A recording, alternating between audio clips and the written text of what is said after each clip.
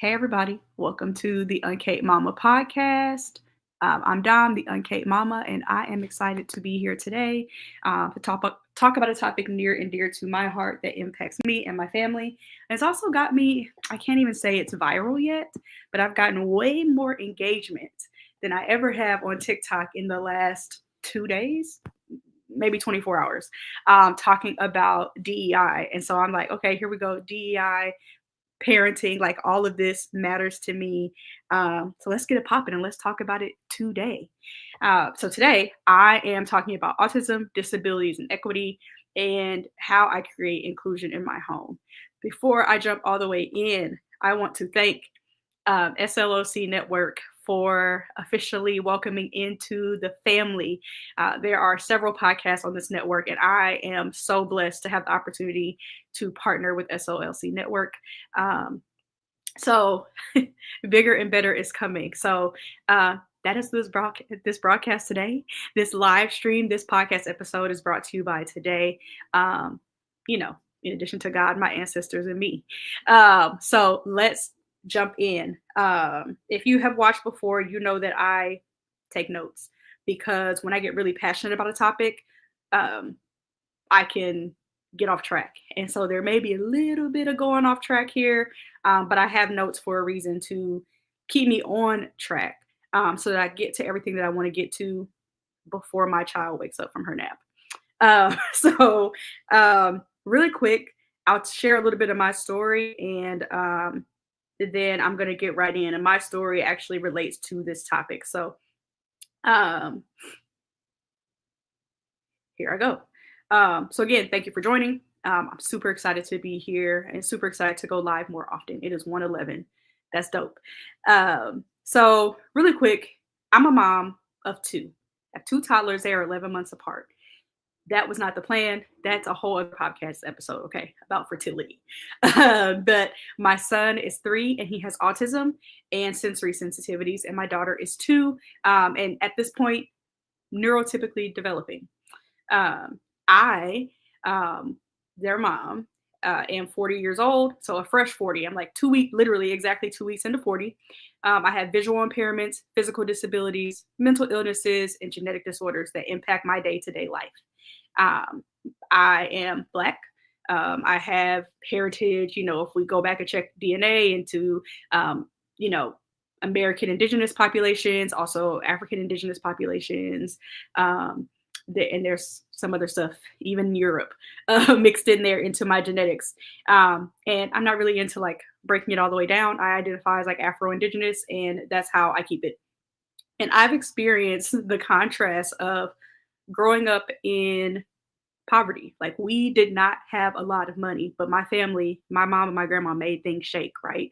I did not know that we were living below the poverty line, honestly and truly, until I got to college and I had a chance to look at my FAFSA.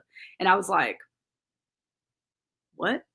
Like I was really confused. We wasn't getting government assistance and all that kind of stuff all the time. Like I didn't realize it. And so I am like thinking about that and now what it lives like to live and I grew up in Nebraska. So thinking about that and what that looks like now being a mom in the suburbs of Dallas, Fort Worth, like in between the two cities, and making almost a 6-figure income and what that looks like for my children. So there's just like a lot. Not to mention, I'm an advocate, I'm an activist, I'm somebody who really cares about people's humanity, and I'm a former teacher, and professionally, I work in DEI. So I work in diversity, equity, and inclusion. And even if I did not have that title and didn't work on that team, I care about that. That is the foundation of how I look at my work, especially when I'm working for and with people. And so I just realized that like this is like my sphere. This is my lens. And so I want to talk about how I build equity at home by honoring the unique needs of my family members.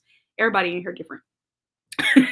Even if we get down to our zodiac signs and expressions and personalities, everybody's in here is different, just like in your home. Everybody's different.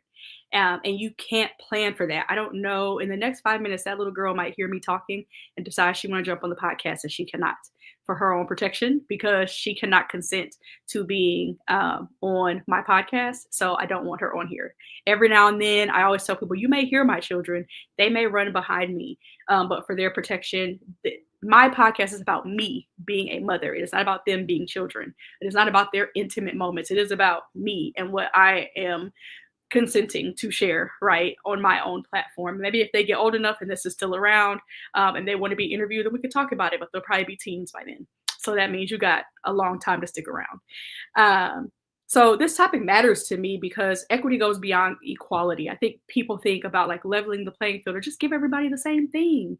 And it's really about meeting people where they are. Like I'm trying to meet my children where they are, and I need to be met where I am so we can all thrive. And I think it's important to teach kids about equity early because the world is diverse. They're going to encounter, they already are encountering new things every day. And you want to talk about equity and equality in a way that is age appropriate and in a way that makes sense to them. And so because I have 2 and 3-year-olds, I can speak to it from that perspective, but I'll also share some of my perspective because when I talk to my aunts and when I was talking to my grandma when she was still alive or my mom, they tell me that I was always like, well, that's not fair. Or I would sort of get in trouble because I was trying to help other kids at school and didn't feel like teachers were explaining it well enough and giving children what they need. So it was like the heart and soul of me cares about equity. And so this is just who I am. This is something I care about. This is not something I needed to be convinced of. It is not something you can convince me is not important. Like that's not a game you want to play with me. And so, I just really wanted to blend these together. They're not separate things. Like this is my real life. So, I'll give some personal examples because I want to talk about autism and disabilities and how we're like trying to meet each other where we are. So some people would think that when they see my son stimming or doing things, right, because he is triggered by something, that he should be reprimanded and disciplined. For example, my son went from eating all kinds of solid foods and being very interested to like all of a sudden not wanting it at all. And so before we started to teach him about different behaviors and like how to let us know he didn't want something, he is nonverbal, by the way. So he had to have ways of letting us know he didn't want something. People would say he should be disciplined for throwing food on the floor. And I would say no, because his sensitivities aren't just preferences. It isn't just like a toddler tantrum like today I want chicken nuggets and you gave me, sweet potato. This is like a real reality for him. Like he does not like it, right? He likes a very specific texture of foods and it took us a while to figure it out. And for me, I'm not disciplining you for who you are. If I discipline him for who he is, he will begin to mask and try to be something he's not. He will ignore his sensitivities. And I did that a lot growing up as well. Like there were things I was just sensitive to. And because you get reprimanded for the way in which you are, it changes you. And then your needs aren't getting met. And I did not want that. And so what I started to do is adapt meals for him. So people are like, you making 2-3 different meals? Yeah, except pretty easy for him. It's going to be French fries every day. Some combination of French fries and freeze dried fruit is what he's going to get for his meal. He's happy, and I changed the fries up, and he's getting interested in different seasonings on his fries. And we've been able to move from just crinkle fries to other types of fries. We are slowly but surely expanding here at my home, and then when he's with his dad at his home. And so, but we know we got to have him some fries. He's got to have his freeze dried fruit, and then he gets smoothies. That is like the foundation of his nutrition, where I mix up different fruits and vegetables and oats and proteins and things that he needs to make sure that he is growing and his body is strong and he is as healthy as can be, even with these sensitivities. And so we don't eat separate from him. If we're going to sit down to eat, we all eat at the same time. He eats breakfast sitting right next to his sister, and I will sit, we all sit at the table and we'll eat whenever I remember to sit down and eat with them. He gets a lunch bag taken to school with his smoothies in it. Sister gets a lunch bag taken to school with her food in it. He looks over at what she's eating and he kind of gives us a like, why the hell would you ever eat that kind of look? And we just eat. We introduce different foods to him one at a time, let him explore it in his own way. And now he has learned if he doesn't want it, he gives it right back. He gives it right back to dad when he's over there. He gives it right back to mom or Nana or whoever is feeding him. And so that's how I adapt to meet his needs. But my daughter, she'll eat anything. Anything that we're cooking, she'll eat. Sis loves a burrito bowl or a bowl from Kava or like pretty much anything that we're making over here. She loves beans and rice and all of that. She loves, but she also loves, sorry y'all, I gotta plug my stuff back up. She also loves chicken nuggets and french fries. So some days they're both eating french fries, right? But she ate a full breakfast. She'll eat her pancakes and her sausage and her eggs and have her little juice that she requests or milk. My son can't have that. My son also has allergies. So in addition to the sensitivities, he has allergies. And so we have to adapt. I can't make smoothies for everybody in the house because my daughter drinks a certain type of milk. My son drinks the oat milk and we don't need to be using his oat milk and pea milk. And then I have almond milk. I can't give him my smoothie, although most of the ingredients may be the same. He can't have my smoothie with the almond milk in it or the almond butter in it. It's going to have like an allergic reaction, right? And so just being sensitive to that, and people make that feel like labor. And yeah, like it is work. But for me, it's like, well, I'm already in here preparing anyway. It really doesn't add that much more time into my preparation of anything. And at the beginning and the end of the day, I'm meeting my kids' needs. Like that is my responsibility. And so I don't see it as this like extra work. His needs have to be met. And I need my needs met. Like, and my daughter needs her needs met. And then any guests that we have need their needs met if they're over here and I'm cooking. Not a big deal to me. And for me, it's really about like respect of everybody's needs and making sure everybody in this household who I'm responsible to take care of, right, gets what they need. Now, my son can't verbally ask us for help. My daughter is learning to ask for help. She's in like her very independent 2-year-old stage. I can do everything, but like she's short and she can't reach everything and she doesn't know the name of everything yet, even though she's learning to talk. And so we're learning how to ask questions and how to ask for help, like how to say, Mom, I need help, or Mom, help me. My son has a communication board. And so when there's something he wants, and I'm sensing it, like he's making a noise or he's kind of getting wiggly or jittery, he gets his communication board and he gets to point what he needs and asking for help. And what that's taught me as a person with disabilities who's very independent, very headstrong, very like I'm supposed to take care of everything and I'm the only one who can do this the right way. It has taught me to ask for help and that my kids need to see me asking for help. So, true story. I hurt my back somehow, some way in life. 2 weeks ago, I could not move. Literally the week, almost 3 weeks ago now, like a week before my birthday, I wake up, I cannot get out of the bed. Plant my feet on the ground, it hurts. And I'm not even standing up yet. I'm literally figured out how to get up, put my feet on the ground, everything hurts. It hurts to stand up, it hurts to walk, it hurts to sit down, it hurts to lay down, everything. I go get an x-ray, everything's fine, but like clearly something's wrong. I go get an MRI, I've got 2 bulging discs and 2 very dehydrated discs to the point where I have to have a procedure this upcoming Wednesday. And so I had to ask for help. Like I called my mom, like I almost fell at home.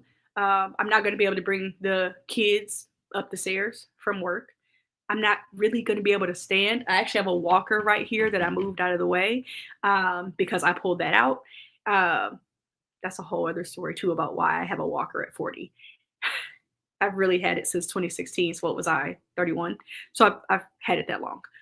That's a whole other story for another day. But I do have one and I'm grateful because I needed it for a few days. And me asking for help means that I'm also like making sure that my needs get met. So I had to call my mom and say like, I can't move and I really need your help getting the kids up the stairs when I get off work and when I pick them up from school. Otherwise, like, I don't know how I'm going to do it. And I'm like crying and I'm feeling inadequate and like me, Dom, like asking for help, like, but then I'm also like, I needed it. And I need to be an example to my children of like, hey, sometimes mom has needs that need to be met. Mom has needs that need to be met all the time. Even though I'm always thinking about them, I also need to ask for help as well. And so that was like a real example of like, how do I start to teach my children about the diversity of even our family? Um, all of our hair texture is different. I have locks. My son has a short cut. We're trying to get him some waves. He don't really care about that, but we're trying. My daughter these so many different textures in her curly hair that she has. We have different skin tones, right? We've got different last names. We they have my people say they have my face, but like our life experiences are going to be different, especially because of where they're raised and where I'm from. I am raising two Texans, and I'm a Nebraskan. So like I don't know what it's like to grow up in Texas. I didn't move here until I was already 30 or 30. Yeah, I was already 30, 31. So same year I got this walker. A few weeks later I became a Texan. And so I don't know what it's like. There's so much diversity there, right? My son's dad's from Arkansas. My daughter's dad's from Ohio and was born in Germany, like in a military family, right? Like the diversity of our family, like the more we go out, is expansive. And they've got godparents and aunties and, people who love them. We're all different and we all have different needs in here. With my son having autism, I've been thinking about how do I teach my daughter that he has autism, he communicates differently. And I think she's picking up on it, right? She really don't play about him. She don't play about him with me. And I take care of both of them, right? If she feels like his needs are getting met, I'm about to hear about it. And then she's in the middle going, here, like trying to help him get his needs met. But how do I teach them about the diversity of our family and how to celebrate it and how we will continue to not play about each other? We will continue to have each other's backs. We will continue to honor each other. We will continue to help each other and we will commit to like working through any challenges that come up, right? That's what I care about here. And so I thought about like what's an age appropriate way to even start to show them that there are some differences here. Like we've got this diversity in our family, but what you see happening for your brother is different than what's happening for you. However, the expectations of what I need y'all to do has not changed, right? The routines that we do in the morning or at night are the same. Neither of you can throw food on the floor. Both of you need to be letting me know when you need help. Both of you are learning to sleep in your own bed. Okay. Both of you are not having liquids after a certain time of night because we're starting to potty train. And they're not thirsty. I promise you. We are learning how to walk up and down the stairs, right? How do we walk beside mom? How do we listen to what mom is saying for your safety? All of those things. While we are different, I don't want to lower the expectations. And I don't. You'll just get the support that you need while you're learning until you can master that, and then we'll move on to the next thing. And so that's a lot of what happens here. And I don't make it intense. It's just like this is how it is. And then I get the other adults who are going to be around them along. So babysitters, aunties, uncles, godparents, grandma, like I let everyone know what we're working on at what time and how to support. So I also want to talk to them about like I tell I when I talk to people, I tell people like if my kids ever come to you, barring let's say nothing else changes, um, they talk to you about getting it out the mud or like financial struggles or anything, which this is not any shade to anyone who goes through that because like I said, I that's how I grew up. I have to explain to my kids, at least right now, they don't know anything about that. That's not the life they're experiencing. I didn't grow up in the suburbs, right? They do. Um, my grandma did not make anywhere near as much as I make now, even though I haven't touched six figures. She did not. But there are things that I've been able to afford that she couldn't.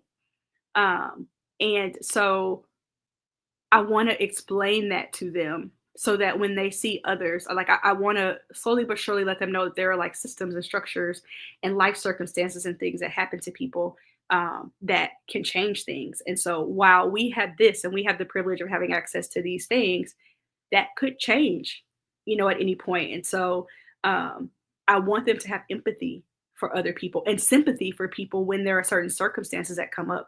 And I want them to be kind and I want them to be able to help when they're able to help, but also learn how to have boundaries as well. And so those will come over time, but it really shapes like my values and how important it is for me to have these conversations at home. I don't trust that it is someone else's responsibility to educate people.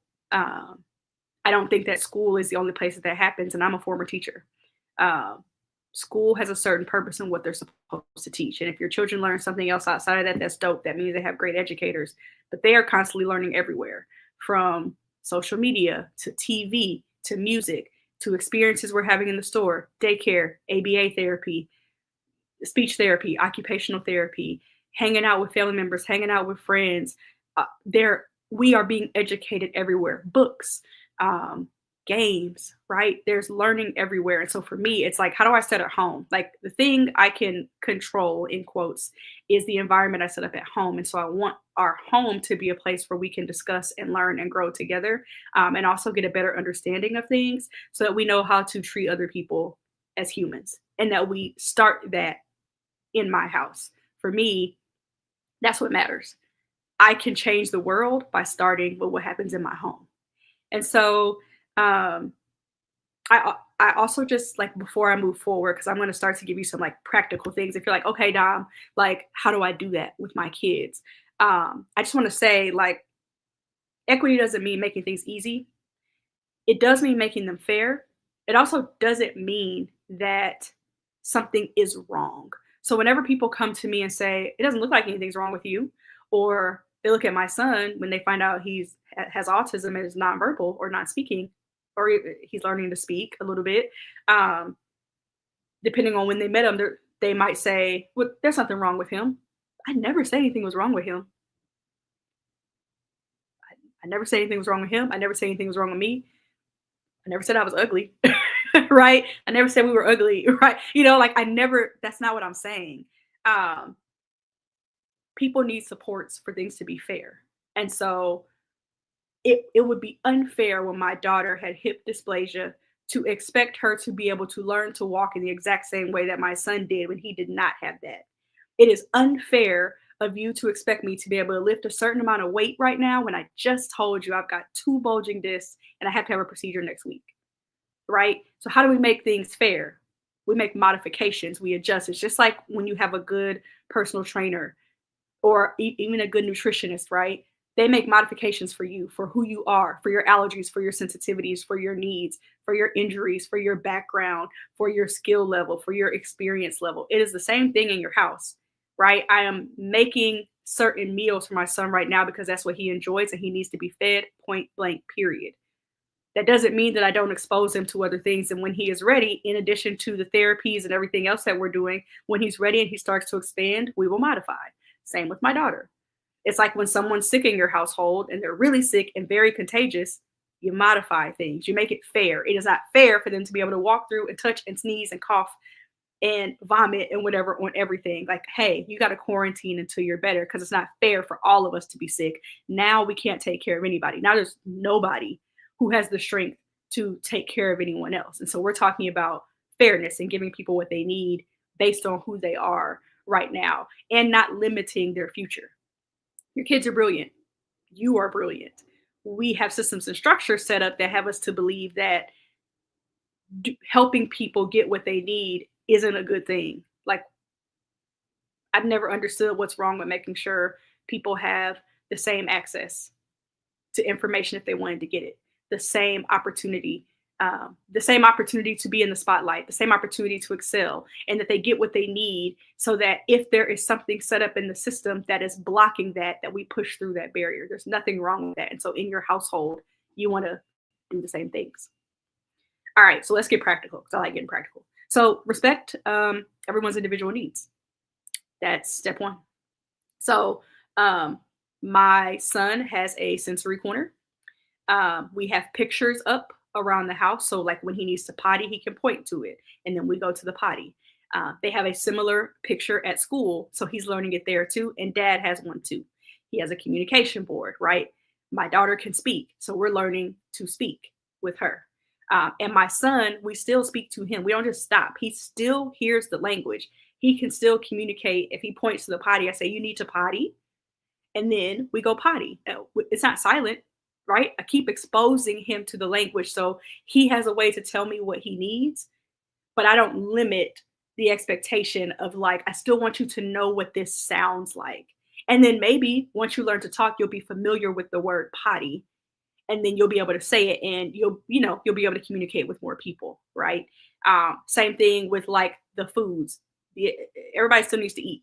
Like, just because you have an individual need, right? Like, there were things that I just found out that my grandma cooked that were amazing that my mama did not like, and I'm tripping like, her peach cobbler was amazing. What you mean you didn't like it? Right? She's like, I didn't like it. So she would make me a strawberry cake or whatever. And I'm like, okay. So she was meeting your individual need. I still don't understand why you don't like peach cobbler and you my mama. But okay. You missing out, right? But even your individual needs were met in your house in the 60s and 70s, right? Like, your mom made you something different. That's no different. And that's a dessert, right? I'm talking about like their basic needs being met. I'm not depriving my children of food because they have a sensitivity, right? Or an aversion or an allergy. There are plenty of other things that we can eat, and there are other ways to get creative, which is why I entered in smoothies. Um, Sometimes I will make purees even. So there's like maybe fruit and veggie purees that will mix together. Might be like sweet potato and berries or something. And I'll even add that to a little juice. So it's something we can have on the go. And instead of just drinking juice, he's also getting some nourishment because he's very energetic, and probably burns off calories like that. And so I want to make sure, he's getting what he needs all the time. Um, Also making sure that, like, I think it's important to listen to your family.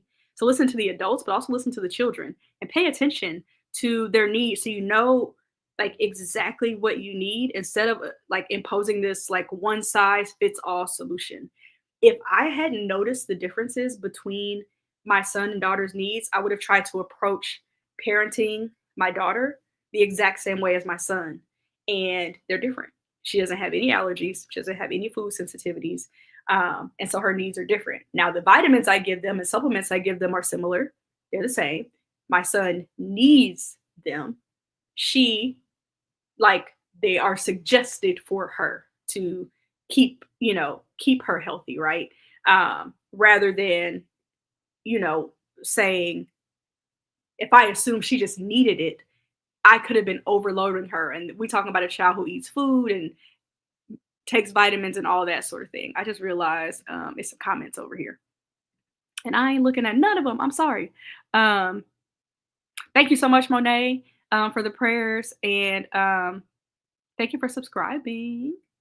Um, Not Aquarius gang. I'm a Capricorn, and Aquarius is a whole other topic. I don't understand Aquarius people, but I aspire to think like y'all from a high level. I be too in the weeds, and y'all see the big picture, and I love that. And that's why I need to stay connected to Aquarius. So anyway, adjust your household routines.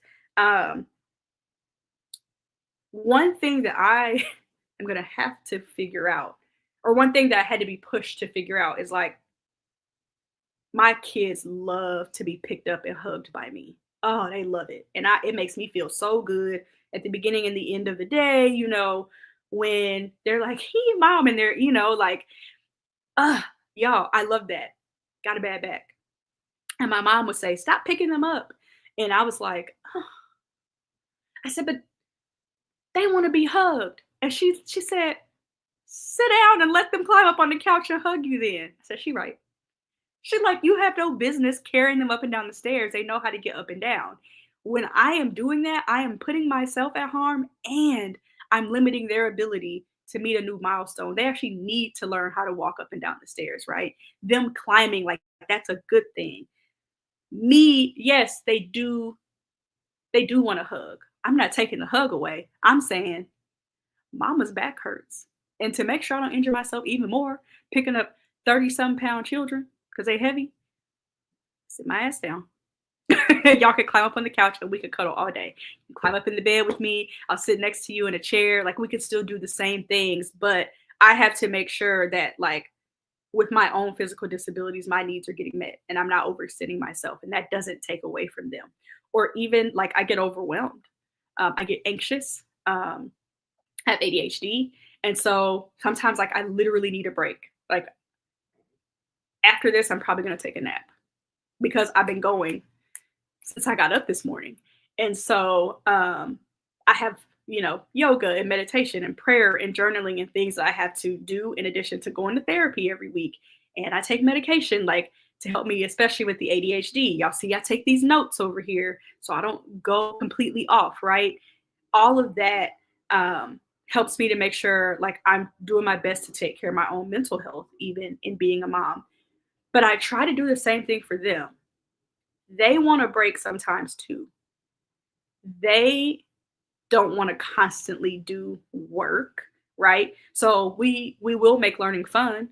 We'll make music and we'll cook and we do art and we made Rice Krispie treats and all kinds of stuff, right? We'll go outside and we'll blow bubbles and we'll run around and I'll count things and whatever, but it's not like work. Because they want to break too. They just came from ABA therapy in school playing all the time. They probably are tired of hearing me rap every day, but they gonna get it. They gonna hear me rap in the car, right? And we're gonna make up songs and make up beats with all of our little instruments in here, and find ways to like have fun because that's good for my mental health and theirs. Um, so play is good, laughter is good, finding different ways to be creative is good, and knowing that even in all that learning is happening, like you don't have to be intense about these things. Um, so that's just all about like adjusting household routines. So respecting individual needs, adjusting household routines, like the meal prep. We haven't gotten to chores yet, or like even family activities and things like that. But I can give you an example of how we adjusted there. When we made Rice Krispie treats right after the winter holidays, my son was very scared. Like didn't understand like what I was doing, like very visibly like shaken and started to cry because he thought I was trying to make him eat the Rice Krispies. And I said, no, son, no, we're going to make something, look. And then I called for my mom, his Nana, to come help. And I said, will you, I rubbed his hand, she rubbed his head, and we calmed him in the moment and said, look, we're going to make something. And so I showed him how we picked up the Rice Krispie treats and pressed them in the mold, right? To make one. And then I started the second one for him and then he pressed it down. He started to smile. He got really into decorating it, really enjoyed like squeezing the icing and all of that out, right? And so that's how his needs were met. My daughter, we sprayed the oil on her hand. She already digged in the bowl. I'm like, wait, because she just saw what I did with her brother. So she had picked up just from viewing, here's what we're about to do.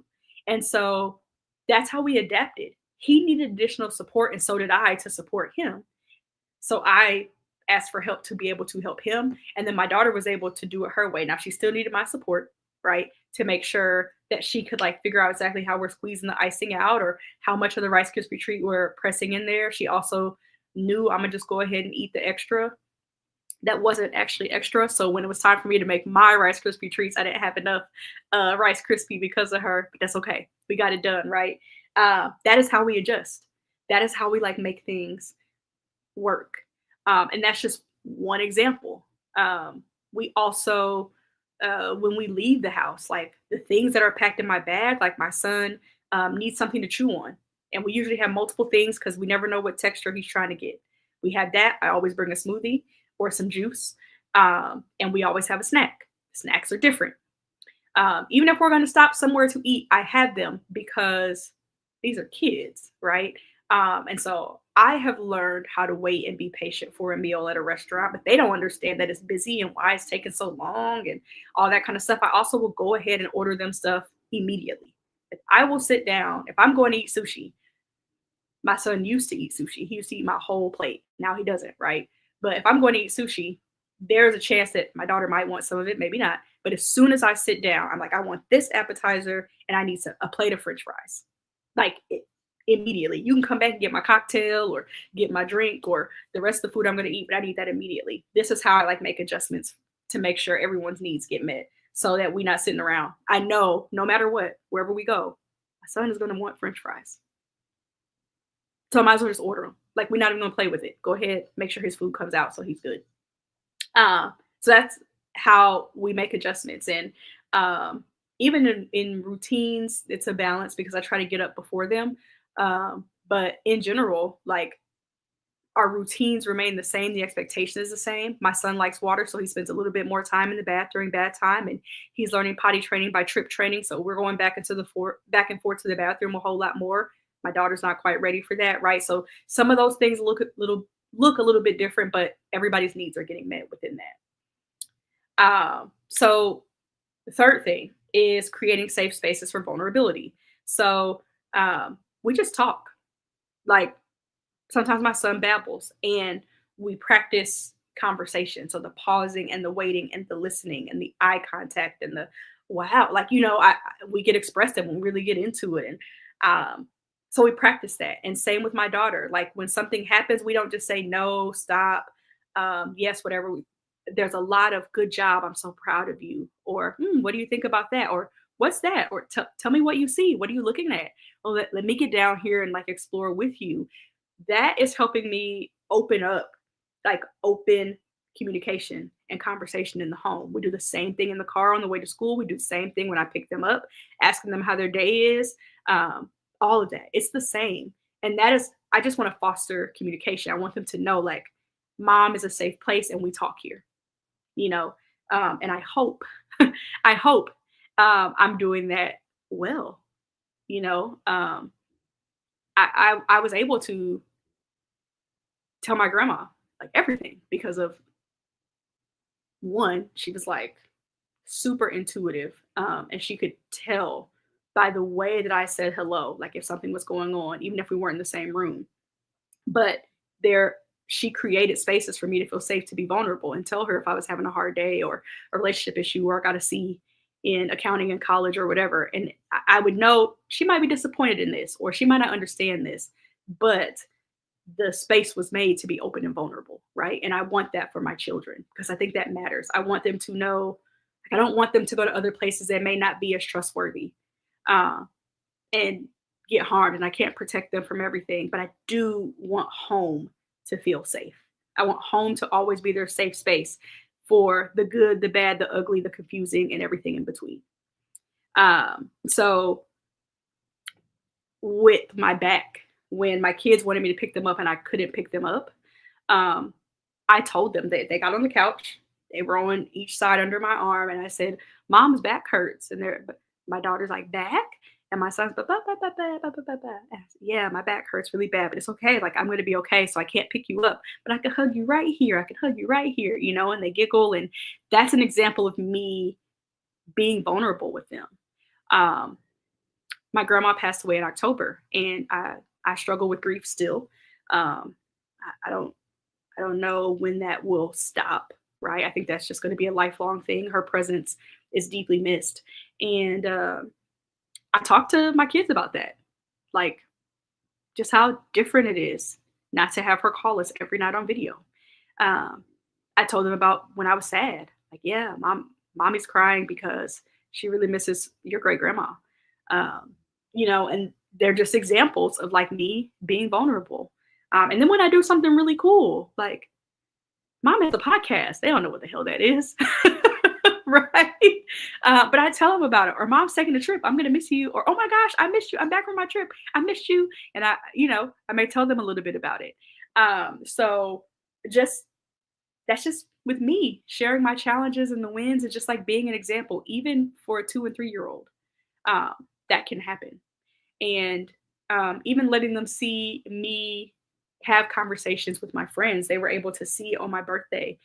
They got to hear people a little, like, how people talked about me, and the impact, the positive impact that I've had on people. And I was forced to really sit and listen to that and accept it. It was really special moments, but they get to see that. They get to see diversity in my friendships. They get to see diversity in people's personalities and how they show up and where people live. And we go all over town, right, to support different businesses, to shop different places, different parts of the city. We've been to museums all over the place, right? We've even traveled to Houston. They've both been to Omaha, where I'm from. We're gonna make our way to St. Louis and every other place I've lived, and I want them to see that and start to foster different conversations and relationships with different people, um, so that they value our differences and understand and see the humanity in everyone. So that's the third thing. So again, we talked about respecting everybody's individual needs, um, adjusting household routines to make sure everybody's needs are met, creating safe spaces for vulnerability, and then the last thing is teaching through daily actions. And so I try to model equity all the time. I think that that's just deeply embedded in like how I move. Um, Everyone goes to bed at the same time, right? My daughter, I can say night night in her nickname, and she'll give me a hug. She lays down, and she might sing or play or talk to herself until she falls asleep, right? But that's what she does. Sometimes my son needs more help. He wants to be rocked to sleep. Um, and so that does not change anything. She recognizes, I think, that he has a different need, and she doesn't want to be rocked to sleep. She never did. Like, that was not her thing. She will almost like bounce her own self to sleep. She has figured out her own ways to like self-soothe. She doesn't want it. Unless she's really, really sick or something like that. Maybe she'll want it a little bit, but other than that. And so that's our daily action. Like, that's an example. I'm patient with them, and I'm teaching them patience. Like, okay, you just asked me for something. You just handed me your cup. You gotta wait, bud. While I blend your smoothie up or get whatever out of the refrigerator to pour it into your cup. Um, we've got to wait. Okay, it's your turn to take a bath. Okay, now you've got to wait. So I'm setting you up to do whatever you're going to play over here, go up and down your slide. Like, I often prompt them to do other things as we practice and learn patience here, which is a hard skill for 2 and 3 year olds to learn, but we work on it. Um, my daughter sees my son's communication board. She didn't try to use it. We've had to teach her about his sensory corner. Like, there are things that you can play with over here, and that's cool. But this is for him to get his sensory needs met when he needs to calm down. This is so if he come over here, you got to move. I've also started to build her a little corner where if he does go into his corner on one side of their room, she can go to her corner on the other side and have her baby shark toy and things like that and like have a good time over there, and it doesn't really disturb him. So they are seeing that in action. They are seeing different meals made, but they're seeing that we'll all eat together. They're seeing different cups and different drinks and all of that. So they get to see that. They get to see when Nana helps me, but my back is messed up, right? Like, they get to see all of that. And so that's how I'm modeling it and not being so loud about it that it like makes anyone uncomfortable. It's that like we just simply meet people's needs over here. Point blank, period. When someone's sick, we're meeting the needs. Okay, like, you'll see a little shift in how we're getting something done. When someone's tired, you'll see that we may shut things down a little bit earlier. We're going to get it quieter a little bit earlier. That's based on everyone's needs, right? So just being an example of that. And I try to be intentional with the language too. Is that like we're being fair, we're meeting each other's needs, right? Instead of equality, because equality means everybody gets the same thing. But if I give everyone the same thing over here, my son doesn't get nourished, he doesn't eat. So if I'm being equal, he's not healthy, right? If we're being equal, then my back is harmed, my mental health suffers, and everybody suffers, right? So I try to be intentional about the words that I'm using. When I talk to them, even though they are that young, I want to get in the habit. So that they like understand what I'm talking about. And usually I say, we're just making sure everybody's needs get met, or we can't do this right now, or you need this and he needs this and I need this. Is how I talk about it. But look, everybody's needs got met, right? Everybody's hydrated. My son needs a little bit of drop of a water enhancer sometimes or some ice. My daughter's going to drink whatever you give her. Uh, I'm going to choose what I'm going to drink. I got some water down here right now. I got a mimosa waiting on me in the fridge. Like, we're going to get our needs met the best way that we can. And that's how I talk about it. So that's the practical part. Now I want to talk about teaching empathy as we get ready to like wrap things up. So teaching empathy and humanity um, starts at home, and a lot of what I've talked about. Like all the examples I've given are how we build empathy for people. Like starting to just have a little bit of understanding and knowing it does not take from my daughter when my son just has a different need and vice versa. Um, how do I have empathy for people who need additional support sometimes? How do I have empathy for people who just live a different life? Their home is different than mine. Everybody's house is different. How do we just have empathy for that? Um, and just seeing like regardless, we're all human beings in here, despite our challenges, despite our strengths, right? And so I I think the examples that I've given are like good illustrations of that. So I won't drill down on that anymore. We haven't gotten to the place to really talk about privilege, like in a discussion where we can go back and forth with my kids, but I do talk about it a lot in front of them. I talk about where we live um, in the city and that, you know, we don't know how much money people make around here, but we do live in the suburbs. And some people live, we've got an aunt that lives in Oak Cliff. You know, um, we've got cousins that live in different states. Their uncle lives in a different state, right? We've got friends that live in other parts of Texas and also other part of the world. And so just like talking about like my upbringing versus theirs, and letting them see where I was from and talking about it and going to my grandma's house and even seeing the economy differences. Where my grandma lives cost significantly less than where we live. And she had a two-story house with a basement and an attached garage and a yard. We don't have that. We in a townhome-ish style apartment situation, and we pay probably 3 times what she was paying even when she passed away in October, right? I talked to them about that. But there are like even economic differences, and that changes things for people. It changes what you can afford, it changes where you can stay. And so we need to remember that. We appreciate, the folks who work at their daycare and their ABA center, and we love on them, right? We send them gifts and treats and things like that to show our appreciation. We say thank you. We have empathy for immigrants who need to leave this country to go and like check on their family or who've come here for a better life. We have empathy for folks with disabilities or people who speak a different language or English as their second or third language, right?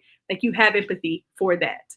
And that makes them no different than me, right? Their upbringing was just different. Where they're from is just different. But at the end of the day, that's still a human being and we will treat them with respect. And so we talk about that. And I plan to talk to them about privilege. And even despite the supports that we may need in this household based on who we are and what we've experienced, that we still have some privileges. And what does that mean? And that doesn't, and like, what does it mean for them and how they move through this world and their worldview? So that will come. And that's probably going to be conversations that come in an age appropriate way. And I'll definitely come back and update you on how we're doing that at some point once we really get into it. But I want you to know it's top of mind for me. Um, Also, navigating identity conversations. I've had a little bit of these conversations with some of my nieces and nephews who ask about our last name, being Gonzalez. And like, where does that come from? And who, like, huh? Like, explain it to me. Like, we're black though. And people say, like, black, and I just like talking about that and people's perceptions once they find out that our last name is Gonzalez, right? And what that means and what are they assuming about you?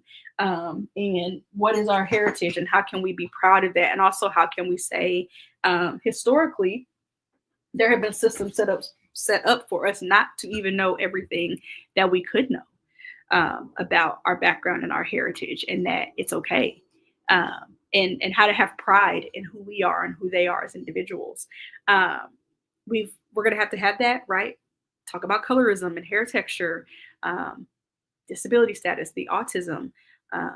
We're going to have to talk about um, height differences and physical strength and so many things. And I'm preparing for that as well. And I think talking about race and inclusion early like helps kids prepare for the outside world, and talking about that at home. Like kids learn disgusting things at home. So be careful about what you say, and be careful about what you're teaching, because whether you are explicitly teaching it or not, they are soaking it up and they're learning, and kids will go and treat like other they will go and treat other kids at schools and in the community, and even other adults, even as children, they will go and be disrespectful and hateful towards people because you are. So make sure you start early and start at home, and continue to do the work yourself. Like if you got a blind spot and you're like, you know what, maybe I have something like icky, some weird belief that I have around people with different religions, or people from different countries, or people who make a certain amount of money, or people from a certain place. Do that work. Do that work. Like dig deep and figure out maybe where some of those beliefs and biases came from, so that as you are learning and growing, your kids can see that and you can start to have discussions. And be intentional about where you spend your time and where you shop. What books are you reading? We have books with, I was very intentional and still am intentional in building their library. Bunch of different animals, bunch of different skin colors. We've got books about a child who is deaf. We got book with a little girl who is in a wheelchair.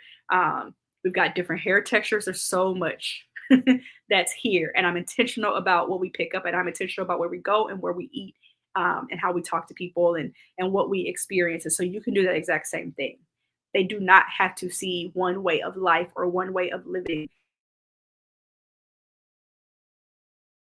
even where likely the resources and privilege you have, the further you can go. Know about that. And then lastly, well, just said that. So that was my like encouraging connection across differences. So making sure we're getting out in the community and doing things and exposing ourselves to different people, even watching different things on TV. My kids, when they have their tablet time, they listen to stuff in different languages, and I encourage it. Listen to Baby Shark in all the languages. I think they found them all. And I know that there are like probably thousands of different languages, and every day I hear a new one. Um, and I laugh because I'm like, how the hell did they find that? And at the same time, I'm glad. I'm like, hey, go for it. Listen to German and Arabic and Korean and Spanish and Japanese. Like, go for it. I love that. And we continue to do it. And I continue to encourage it because that opens up their perspective and their worldview. Yeah. So getting ready to close out. First of all, I want you to see the bigger picture of this. Like, equity starting at home matters to me because I think creating equity at home helps our kids to be empathetic, inclusive teens and adults. And this helps in how they interact with people at school, when they start working, and in the community. And they can build on these things. They will already see people as humans, right? They will already be compassionate and empathetic people. And they can just continue to grow from there. And for me, I just hope that my kids, I hope, and this is something that I think about probably every day in parenting, is like, is the way that I'm doing this, like I won't know the impact of the way I'm trying to raise my children until they probably get to my age, right? Like I'm 40. So, 20s, 30s, 40s. I've got like 20 years before I start to see the beginning of that. And my hope is that because I'm prioritizing these things right now, that helps them to be healthy, happy, whole, compassionate humans who see others the same way. Um, that's really my goal for them, and so that's my prayer. And I'm trying, and I'm not even trying to make them be perfect. Um, I just want them to see other humans as humans. Like that's just the core and heart of me. So we will continue as they grow, and I will keep revisiting this topic as long as I have this podcast, and I don't intend to ever really get rid of it. So just to recap, because we've been on here for almost an hour, that was my goal. Equity isn't about treating everyone the same, but meeting people where they are. So remember that. Start by respecting individual needs, modeling empathy, and celebrating differences at home. And then as much as you can out in the world and in public is great. And then teaching equity at home prepares kids to build a more inclusive world where they are treating people as humans and seeing people's humanity. And so tell me in the comments, first, let me know if when you're watching the replay, let me know in the comments, like, how are you thinking about creating equity in your home, or where are you having challenges? And are there any challenges that you are facing in meeting the unique needs of your family members? Like, let's talk about it. Feel free to share your stories with me in the comments. You can always DM me as well, or you can email me, uncapedmama@gmail.com. And then lastly, I absolutely invite you to like, share, subscribe. Keep continuing to come back. All of my socials are in the comments. So I am Uncaped Mama here on Instagram and YouTube, where I'm streaming live, but I'm also Uncaped Mama on TikTok. So go ahead and follow over there. I'm probably not adding any more social media platforms. I'm sorry, I'm just not. So here's where I am. Also, so like those pages, follow, stay in the discussions, share. I also have links to parenting resources. You can follow Parent Porch as well. I go live there. Parent Porch is on all platforms. So Parents, ParentPorch, YouTube, TikTok, Instagram, Facebook, YouTube, TikTok, Facebook, Instagram, Threads. I also Uncaped Mama on Threads, but I barely use it. So that's why I didn't say it. But Parent Porch, we're everywhere. We have a community and resources. So would love to have you there. And I'm going to be talking about discipline soon, likely on the Parent Porch page. So just stay up to date on all of that. Other than that, that's it. Thank you for joining me to talk about autism, disabilities, and equity, and how I'm creating inclusion in my home, even with my toddlers. Again, shout out to SOLC Network. I'm officially on a podcast network, as I mentioned at the beginning, and very, very, very excited about the opportunity. So you will start to see me live a lot more often, and you will see a lot more content from me. This is really my heart and my passion. It's one of the things I could talk about all day. And so I appreciate y'all for rocking with me today. Enjoy the rest of your weekend or whatever day that it is that you tune into this. And I'll see y'all soon.